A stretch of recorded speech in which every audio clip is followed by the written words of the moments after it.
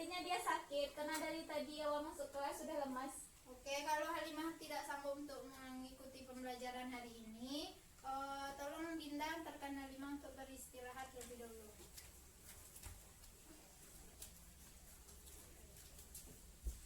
Nah, kita mulai saja ya.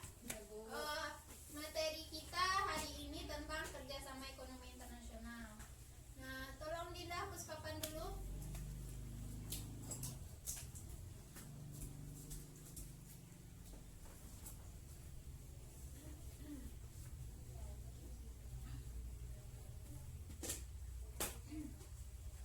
Terima kasih. Sama Bu. Pembelajaran kita tentang kerjasama ekonomi internasional.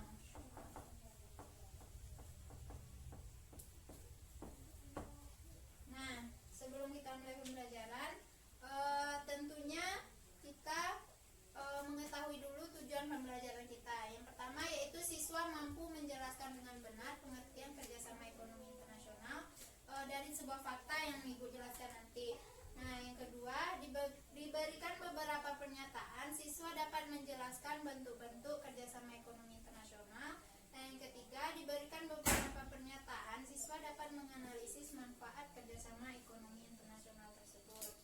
Nah, sebelum kita mulai pembelajaran, alangkah baiknya kita melihat keadaan di sekeliling kita, apakah ada sampah ataukah sudah rapi.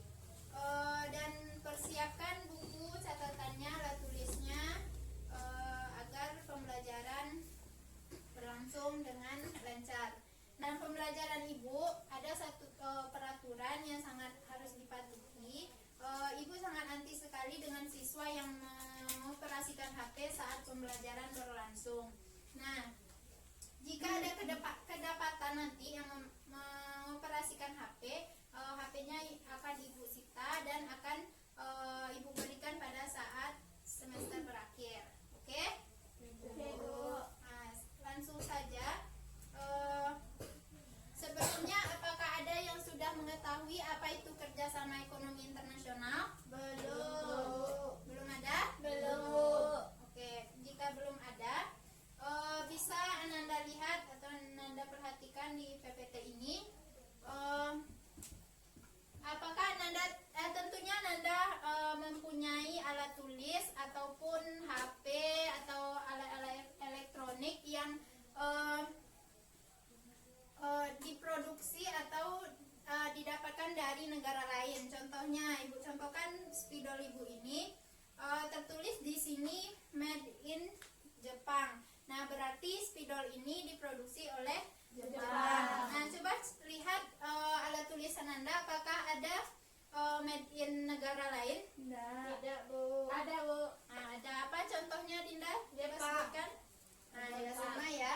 Berarti itu merupakan bentuk contoh kerjasama ekonomi internasional di bidang perdagangan. Nah, dari fakta yang Ibu jelaskan tadi, ada yang bisa menjelaskan apa itu kerjasama ekonomi internasional? Nah, silakan Nurul. Kerjasama ekonomi internasional adalah merupakan suatu kerjasama ekonomi oleh negara yang saling menguntungkan.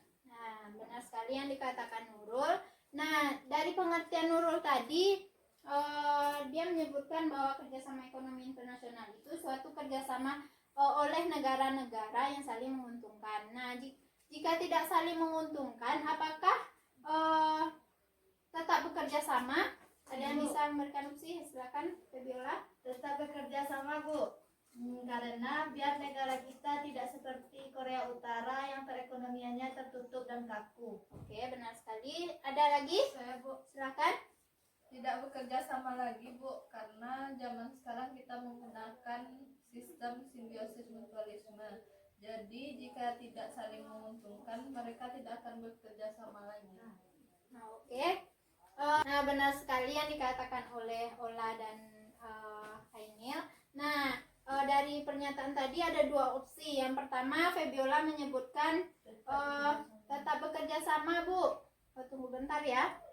Ainil kan sudah Ibu bilang tadi. Tolong HP-nya. Oke.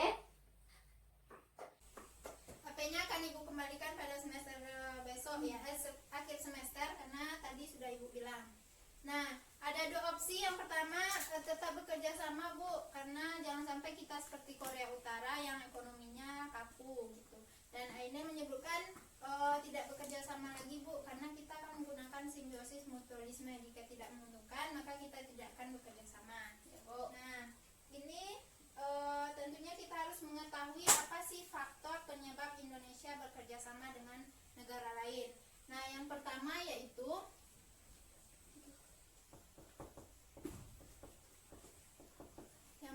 itu perbedaan ideologi.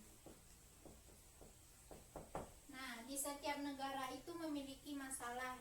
Di suatu negara itu pastinya tentu memiliki masalah. Nah, dengan adanya kerjasama ekonomi internasional ini, kita bisa meredakan permasalahan tersebut dengan negara lain atau kontribusi dari negara lain tersebut. Nah, yang kedua yaitu perbedaan ilmu pengetahuan dan teknologi. Nah, kita contohkan pada negara Singapura dan Indonesia.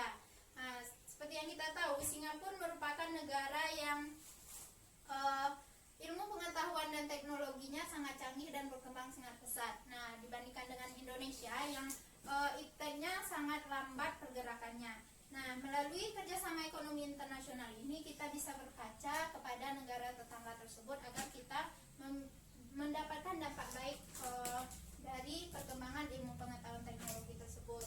Nah, yang ketiga yaitu perbedaan sumber daya alam. Nah, perbedaan sumber daya alam tentunya di negara satu dengan negara lainnya, contoh saja pada Indonesia dan Brunei misalnya, tentunya sumber daya kita berbeda-beda, sumber daya alam kita. Nah, dengan adanya kerjasama ekonomi internasional ini, kita bisa melengkapi sumber daya yang tidak kita miliki maupun orang lain. Nah, selanjutnya perbedaan yang keempat atau yang terakhir, perbedaan iklim dan tanah. Ya, sampai situ mengerti? Ngerti Bu. Oke, selanjutnya ini yang akan timbul kemudian yaitu tujuan kerjasama ekonomi internasional. Nah, tujuan kerjasama ekonomi internasional ini yaitu menciptakan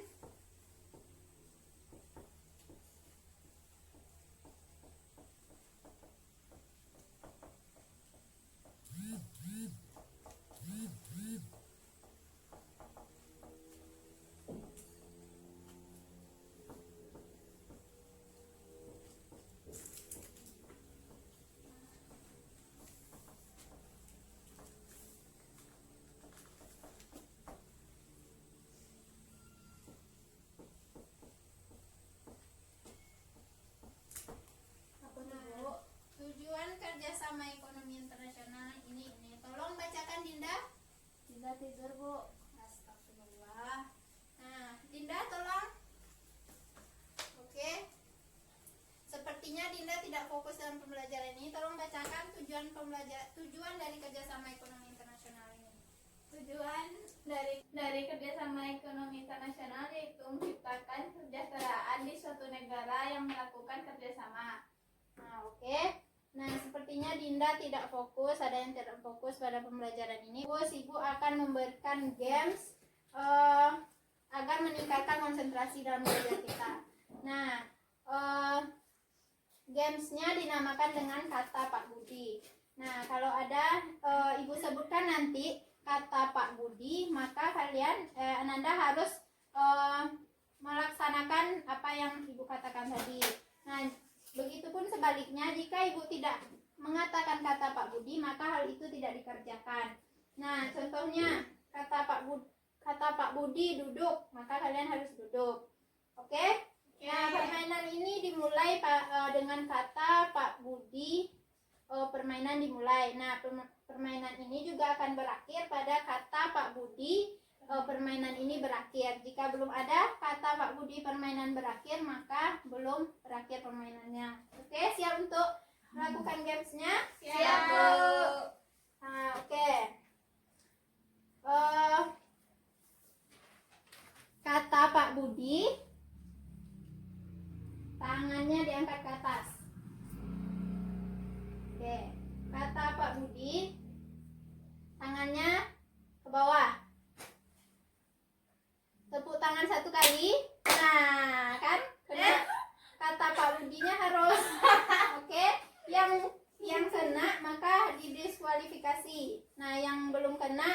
tolong konsentrasi lagi ya.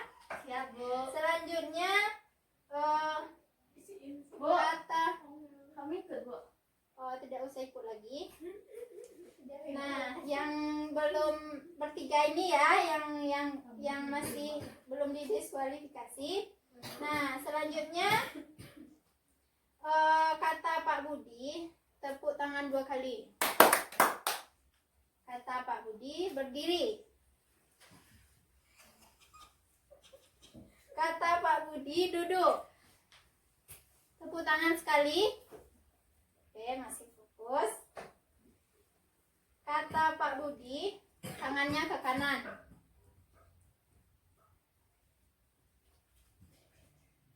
Kata Pak Budi, tangannya ke kiri. Kata Pak Budi, tangannya ke atas. Kata Pak Budi, tangannya ke bawah. Oke, tepuk tangan.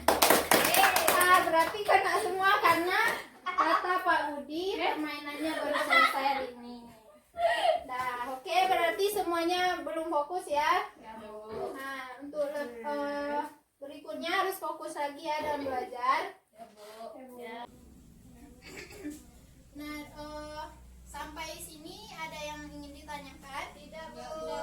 Berarti sudah memahami ya pembelajaran kita hari ini. Nah, untuk lebih jelasnya, ada yang bisa menyimpulkan pembelajaran kita hari ini? Ya, Bu. Silakan Cinta. Kesimpulannya yang pertama, kerjasama ekonomi internasional adalah suatu kerjasama ekonomi oleh negara yang saling menguntungkan. Adapun faktor dari kerjasama ekonomi internasional yang pertama, perbedaan ideologi, perbedaan ilmu pengetahuan dan teknologi. Yang ketiga, perbedaan sumber daya alam. Yang keempat, perbedaan iklim dan tanah. Dan tujuan dari kerjasama ekonomi internasional merupakan menciptakan kesejahteraan di suatu negara yang melakukan kerjasama ekonomi internasional.